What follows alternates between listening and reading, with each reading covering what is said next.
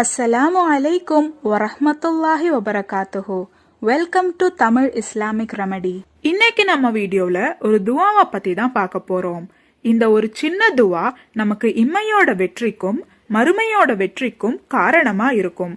நம்ம துவா கேட்கும் போது உலக வாழ்க்கைக்காக மட்டும் துவா கேட்காம மறுமைக்காகவும் துவா கேட்கறது ரொம்பவே முக்கியம். அப்படி ரெண்டுக்குமே கேட்கிற ஒரு துவாவை நபி ஸல்லல்லாஹு அலைஹி வஸல்லம் அவர்கள் நமக்கு கற்று தந்திருக்காங்க.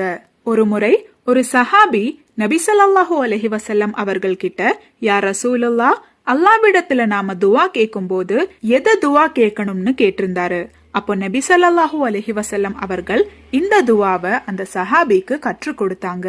அந்த துவா, அல்லாஹும்ம அஃபிர்லி வர்ஹம்னி வஆஃபினி வர்ஸுக்னி. அல்லாஹும்ம அஃபிர்லி வர்ஹம்னி வஆஃபினி வர்ஸுக்னி. இவ்வாறு துவா செஞ்சா நம்ம இம்மையிலையும் மறுமையிலையும் வெற்றி பெறலாம்னு நபி ஸல்லல்லாஹு அலைஹி வஸல்லம் அவர்கள் அந்த சஹாபிக்கு கற்றுக் கொடுத்தாங்க.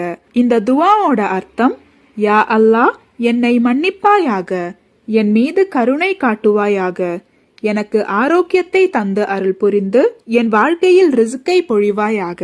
இன்ஷா அல்லாஹ், இந்த ஒரு சின்ன துவாவை மனப்பாடம் செஞ்சு நம்ம துவா கேட்கும் போது அது கூடவே இந்த ஒரு துவாவையும் உள்ளடக்க மறக்காம பாத்துக்கணும்.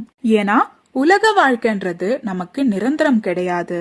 இப்போ நம்ம வாழற வாழ்க்கைக்கான முழு அர்த்தத்தையும் நாளைக்கு மறுமையில தான் நம்மளால பார்க்க முடியும். அதனால மறுமைக்காகவும் துவா கேட்கறது ரொம்பவே முக்கியம். அல்லாஹு தஆலா நாம் அனைவருக்கும் இம்மையிலும் மறுமையிலும் வெற்றி தருவானாக.